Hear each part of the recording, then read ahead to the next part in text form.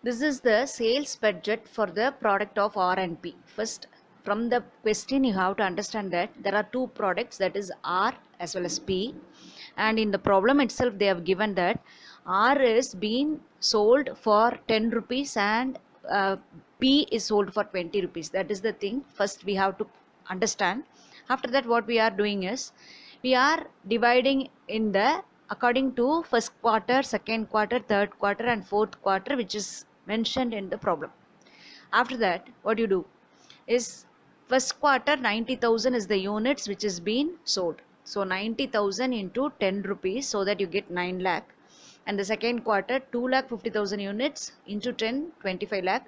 3 lakh units into 10 30 lakhs. 80,000 units into 10 8 lakhs, so that you get the total sales of product R to be 72 lakh.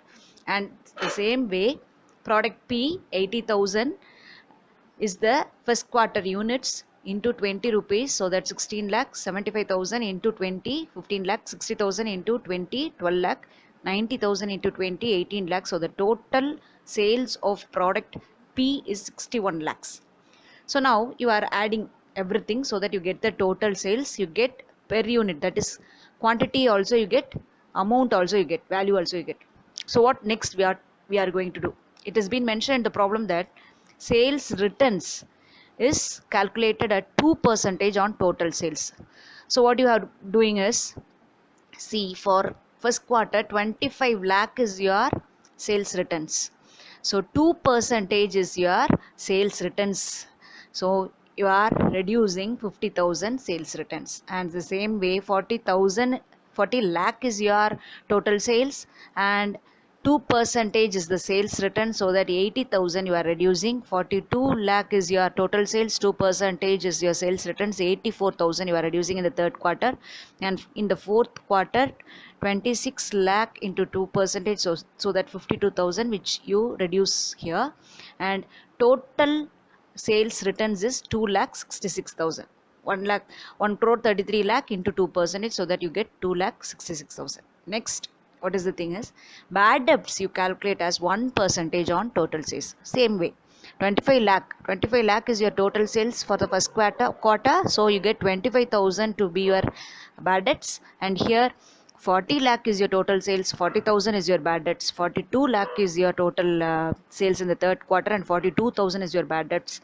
26 lakh is the fourth quarter total, and you get 26,000 to be your bad debts. And the total bad debts is 1,33,000. Now we are going to arrive at the answer. So after reducing everything, what you get is net sales. After reducing your sales returns and bad debts, you get the net sales, which is 24 lakh 25,000, 38 lakh 80,000, 40 lakh 74,000, 25 lakh 22,000 and 1 crore 29 lakh 1,000. So flexible budget problem I have given here.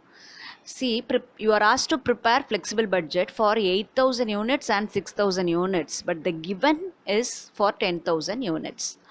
So first you are going to write what is being given. So 10,000 units is given, so that you write in the first column 10,000 units, and you are going to prepare for 8,000 units as well as 6,000 units. Here flexible budget, in the sense you are going to calculate the variable cost as well as the fixed cost, so that total overhead, that is what is the total cost, that is the thing. Here you have the total 155. After computation of 10,000, you must get this total, the same total 155, so that we can conclude that you have done in the right way. For that purpose, first what you have to learn is this hint. See, variable cost per unit is constant, that is always variable cost will be the same. See, per unit column 1170, 1170, 1170 and 560, 560 and 560. And fixed cost is always constant, that is it always same. Fixed cost amount, fixed cost, the amount column, you see 1 lakh, 1 lakh, 1 lakh, 50,000, 50,000, 50,000, 13,000, 13,000, 13,000, 14, 14, 14. This is the main concept which you have to learn inside flexible budget. So coming to the problem, how to solve. Given as materials per unit is 70,000. 70 per unit is 70. 10,000 units. For 10,000 units, per unit is 70 means you get the amount to be 7 lakh. Then what is for 8,000 units and what is for 6,000 units? 8,000 into 70, 5 lakh 60,000. 6,000 into 70, 4 lakh 20,000. Next, labor. Labor is per unit is 25. 25, 25, 25. For 10,000 it is 2 lakh 50,000. For 8,000 it is 2 lakh. For 6,000 it is 1 lakh 50,000. Then variable overhead 20 per unit.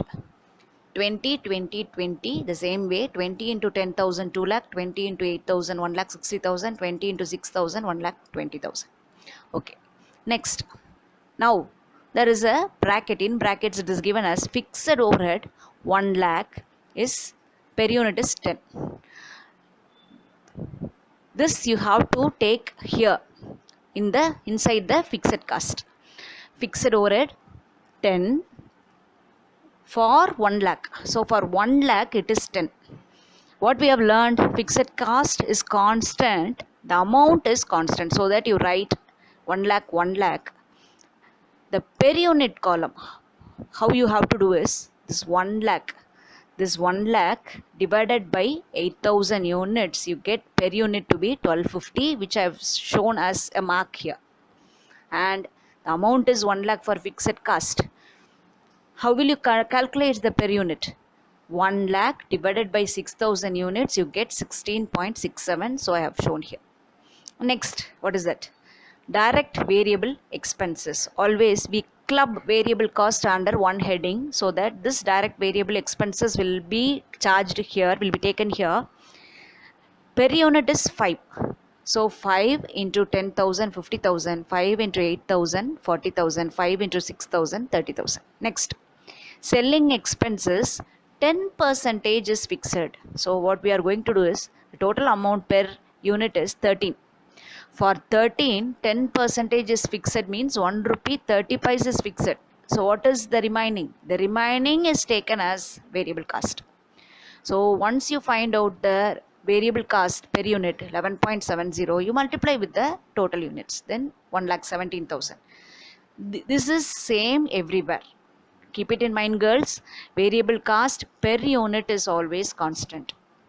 So 1170, 1170, 1170 is the per unit. 1170 into 8,000 units, 93,600. 1170 into 6,000 units, it is 7,200. Next, distribution expenses, it is 20% fixed. What is the per unit? 7. The same way. Per unit is 7 and 20% is fixed. So 1.40 is fixed. What is the remaining? Variable cost comes around 5.60. So that you write here 5.60, 5.60, 5.60, and you have to multiply with 10,000 units. It comes 56,000. With 8,000 units, it comes 44,800. With 6,000 units, it comes 33,600. Now, what the next is? Administration expenses comes about 50,000 and the value per unit is rupees 5.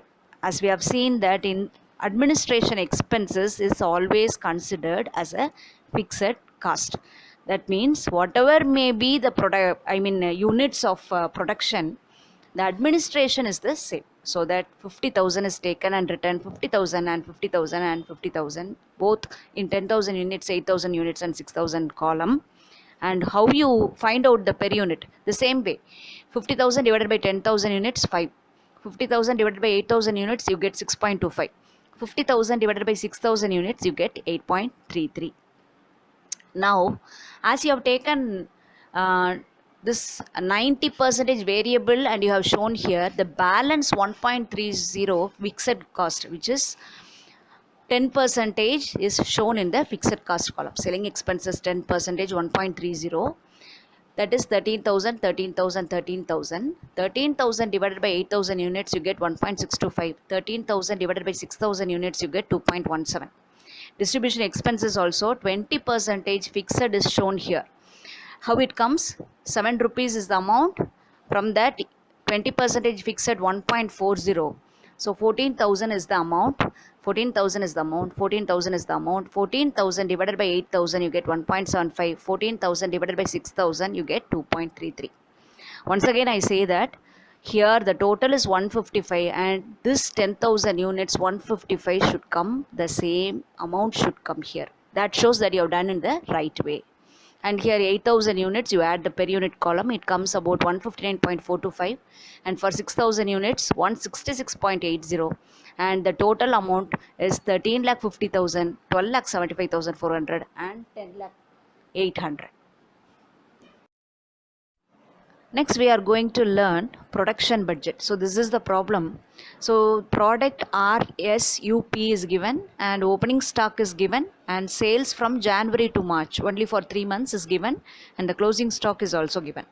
It is very easy to do production budget. So have the title production budget in units. So after that particulars product RSUP and total. Only one thing, you have to first take into account the closing stock.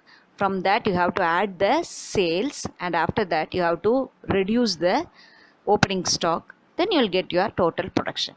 It is very easy to understand. The format is take closing stock, then add sales, then after that less the opening stock. So product wise 3,000 is the closing stock for product R. Same way 5,000, 3,000 as well as 2,000. So total to 13,000 units.